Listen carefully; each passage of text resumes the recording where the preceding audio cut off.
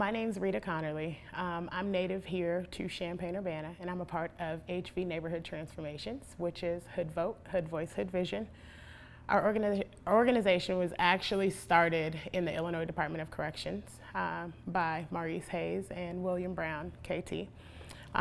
They both spent lots of time behind bars and incarcerated, and they kind of created this initiative from the inside and behind the prison walls and brought it out to the streets once Maurice was out. I actually got involved with the organization from Maurice reaching out to me. He and I had been seen in the same areas as far as like neighborhood meetings, other places of concern where citizens from the community gather to talk about the issues and ways to problem solve. And I'd actually reached out to him a few times. And so I think I planted the seed, and he remembered, and he circled back around to me, and we began engaging in conversation maybe about 3 months ago, so prior to the George Floyd incident and everything. And he advised me, he told me about what HVNT was. And I was more than interested to jump aboard and get started with helping to create and implement and transform neighborhoods. So the neighborhood community meetings. So I am a part of the Garden Hill Neighborhood Committee, and that community meets, I want to say monthly as it relates to issues that are specifically going on in the Garden Hills neighborhood. And then there were open meetings in other neighborhoods of concern. So I remember specifically seeing him at a neighborhood meeting for King School, that King Park area. And there were a lot of stakeholders in the community also who were concerned about some of the issues that were going on. So that's kind of how we were introduced to one another. He also sponsored, when he was the owner of Firehouse, meals for my daughter's football team. And so again, another way that we connected and that we became familiar with one another. And so pretty much each neighborhood, I think, has its own set of concerns. So specifically where I come from, which is the Garden Hills neighborhood, some of the biggest concerns that we have are no lights, street lights, no sidewalks, and then also when it rains, there's flooding in that neighborhood. And so there are current projects that are going on to help resolve some of those issues. They're just not happening fast enough. So the neighborhood meetings allow us to gather to speak about those things, and then we have people who are involved with city council who actually come to the meetings, and they kind of take notes and take those back to their briefings and address our concerns as citizens, in addition to citizens going to the meetings as well to provide that additional realm of support for our neighborhood. So that's kind of what the neighborhood meetings are for, and also for neighbors to become familiar with one another. So I've met a lot of my neighbors that way. One of the ideas, I think, is to get more people on board because our neighborhoods are so broad, they're so diverse, at least the Garden Hills neighborhood is, but we need to see that reflected in our neighborhood community meetings. So that's pretty much what goes on in our meetings. We do have, we highlight special speakers often. So we've had the fire chief come in to advise some of the things that they can do for the neighborhood, such as install fire alarms and CO2 detectors. And they were offering that service for free. There's also other programs that go on in the city that sometimes neighborhoods aren't aware of. And so a part of the responsibility is to take that information that we know can benefit the people in the neighborhood and pass that on. Some of the major things I think that we have contributed to are the local protests, the peaceful protests that have occurred, one starting back in late May at the police station. And that was actually spawned by Jasmine Wilson, who was actually also with HVNT, from a Facebook post. She posted that she wanted to go to the police station. I simply asked if she could change the time we could get more people to support those efforts. And since then, that's what we've done. We've kind of been on the move, using the momentum and continuing to push for change.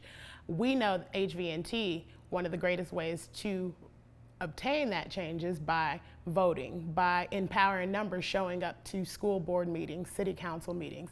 So I think a part of our role is to make sure while we're in those large spaces and we have the attention of the masses, to also educate them, encourage that they too attend board meetings, that they, complete their census, that they're voting at their local and state polls, not only every 4 years when we have a presidential election.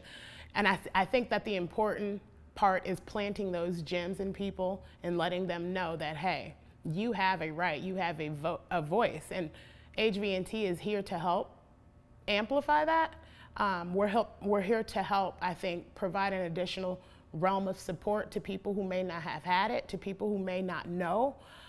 We're still learning, some of us, and I think joining places like the Coalition with CCARC, other organizations coming together and having a seat at the table to kind of collectively discuss how we can effectively implement change together.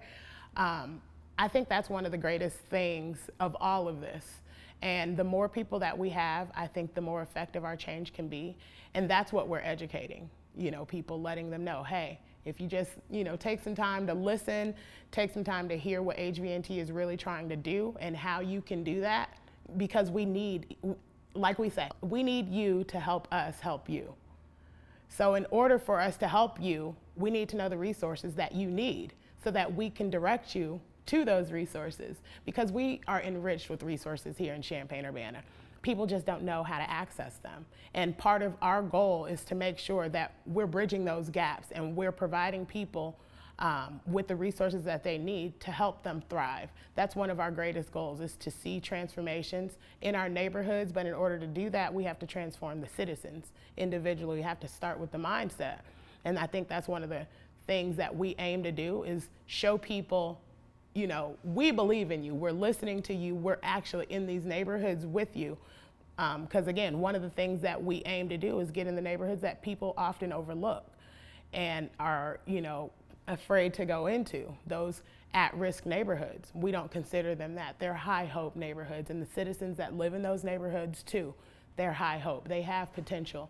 They just need people who believe in them to provide them a different direction and allow them to change that the mindset, to give them that, which is, I think, the beauty in all of this. Because of the males who created and founded this organization, they've been in the streets, and so now, coming and being at the forefront of change and implementing that change. So seeing, allowing to be seen as a reflection of what these guys could possibly be, and trying to prevent them from going down the same routes that they took. So that's pretty much, I think, what we want to do, and why we are at the ground and we're starting at the bottom, as they say. Initially, it came to us as 40 days of nonviolence, and again, changing the verbiage because of the negative association with, sometimes the words that we use. And so we decided to call it 40 Days of Peace and Community Building. And in that 40 days, we're offering, and we're currently in the 40 days. So today is Tuesday. We have a trauma series that's actually going on right now from noon to 1:30, hosted by Dr. Sandra Siegel. And she'll talk about the science about trauma, the history around trauma, and actually how to heal from trauma. So over the next 40 days, that's what we'll be offering, different series, different programs. We have money management. We just want to feed our citizens. We want to feed our communities and provide them. Sometimes finances is big. And if you're in a community where finances are already limited, then you may not have access to some of the resources that you need. So that's what we're doing. We're bringing the resources so that people can access them.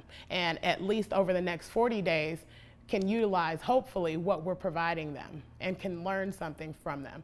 And in addition to the 40 days, each weekend, we're gonna go to those high hope areas and we're gonna celebrate. And we're gonna bring the resources to those communities. We're gonna have vendors in those communities. We're gonna have, different forms of entertainment in those communities. And again, just wrap around like an extra layer of love in those communities and show them that we are in this together. And we want the citizens of Champaign-Urbana to come with us. How can Champaign be great if we have these adverse communities who aren't thriving? you're only as strong as your weakest link, and we are really better together.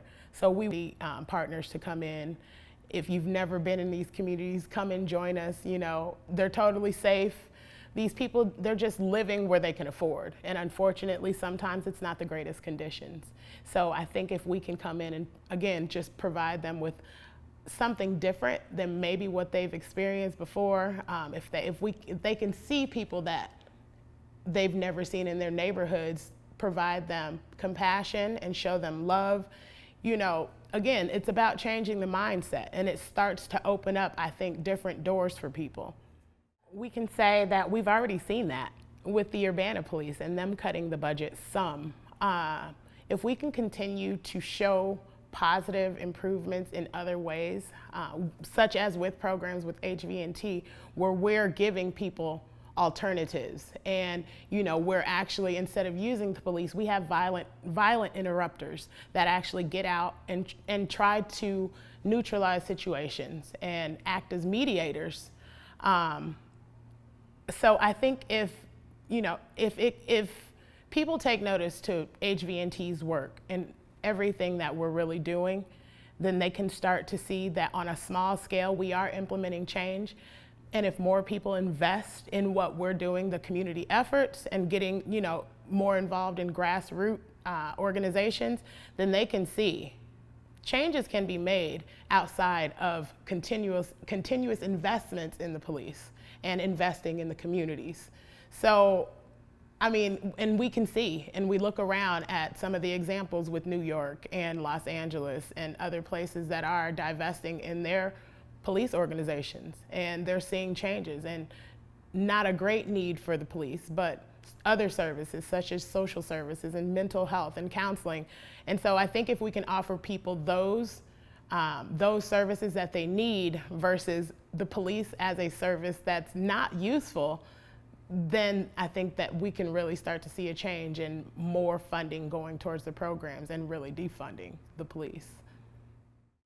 So, and I speak personally, not from HVNT, because I think that they have a totally different opinion than what I think, but I think that we'll always need some sort of law enforcement in place for people who just, you know, may not understand rehabilitation. I think that that should be the first service offered, is rehabilitation. But then I also think of those who are in more compromising positions, such as the children who are being violated. How do we protect those people from their offenders? You know, again, rehabilitation is one thing, and I understand sending people to jail is not the solution. But I would like to explore more ideas as it relates to the total abolishing of police and, you know, the penitentiary systems and things like that. But I sincerely think that if we invest in more programs, that there will be a less need for, you know, more police, more jails. But ultimately, to abolish in whole, I'd love to see a world without the need of police. But I think that that's something that we're far forward thinking. But again, I'm all open to exploring the ideas and how we can really aim to just making our space and the world in which we live better for everyone. You know, black, brown, white, I don't think that color really matters. We're human. And so I think my greatest goal, and just as a human, is trying to put the human piece back in humanity. So I would say definitely restore, you know, the institutions that we currently have in place, because they weren't built, and we all know, for black and brown anyway. So there definitely needs to be some other institutions or some other way to rehabilitate those who may call for incarceration. So I would say what's currently in place is not working. And even with, you know, people who are freed, the recidivism rate, it's not going down. So I think that creating new plans and taking what we have and reconstructing just totally anew, I would say. And what that looks like, I think, would, again, entail more social service agents in those places that require the attention of those who most need it. So not necessarily police, but public servants, workers, citizen servants that are really for the people and seeing the change versus seeing people as change. Revolutionary in that we seek to transform communities by healing. So I think that's one of the most unique things about HVNT is that we really do care about the people, and we listen to the people who are often not heard. And again, those are people in those marginalized communities.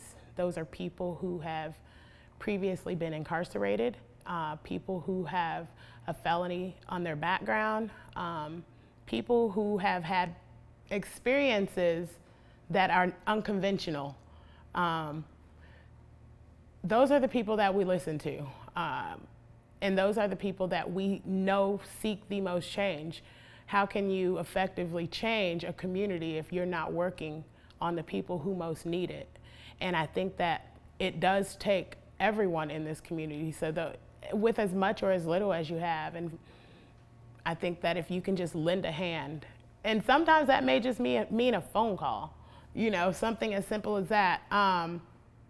But it's a collective effort, and it's going to take everyone in this community to implement true change. So I would consider us revolutionary in that we seek to transform. Again, the more people you have seated at the table, ready to really hear what the goals are, what the vision is, and ready to take action behind that, the better. And so I think having a seat at the table with many organizations and being a part of the coalition allows for that, to see, you know, in which ways we can affect different audiences. And that's what we do. BSFR, they're the university entity. You know, we have Homo for Homeboy, they're more of the LGBTQ. We have the Blackout Coalition, I think he's kind of all over the place, you know. HVNT, we're more in the hood. Then we have Pain to Peace, they aim to help the youth, you know, and educate the youth on different issues that they're dealing with. So it's a great collective of everyone. And again, with the coalition, we can discuss the many ideas that individually our organization, you know, are taking on as tasks, and then collectively discuss how we can, you know, call for action on those. So I think it's a great way to come together. I think it's a great way to have more people, because there's power in numbers. And we, I think, have seen that and proven that here in Champaign, Urbana, and all across the world. We've seen there's power in numbers. And when we can come together and float in the same boat, for lack of better termage, we can move mountains, and we've done that here. So that's why I think HVNT decided to join, you know, coalition. The more partners we have, the better. I mean, I think one of the things that I'd like to highlight is that HVNT is grassroots. Although it was birthed in IDOC, the idea, we didn't actually come to start until about 4 or 5 months ago. And with me being involved maybe 2 or 3 months ago. The George Floyd incident, that really catapulted everything. Amongst many other incidents that we continuously see now through the media and, you know, smartphones and being able to capture on camera. And so, again, that catapulted everything that has previously occurred, that's continuously, you know, going on. And there was no, as a single mom, there was something unsettling in me. And when I seen the video, I was unrested, and I had to move, and I had to, you know, get in the streets. And I knew the only way to effectively make change is to get out there and to be a voice and to show people, hey, this has to stop. The racial injustices that are going on to our Black and brown people, it can no more. I have 2 sons, I have 6 daughters, and I worry for them and their futures. And so that's what called me to action as a parent.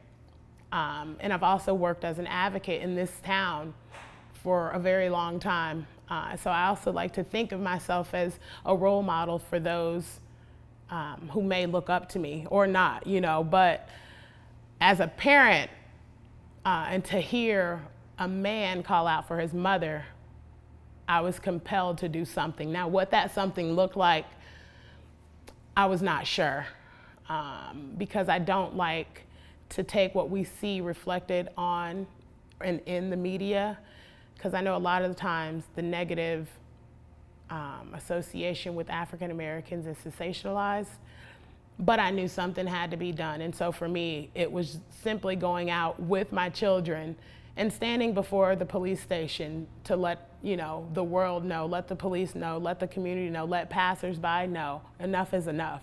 Like, I may have tan skin, but that doesn't make me a menace. It doesn't make me a threat. My children are brown, but, you know, they're smart, they're brilliant. And so that's what called me to action, to move.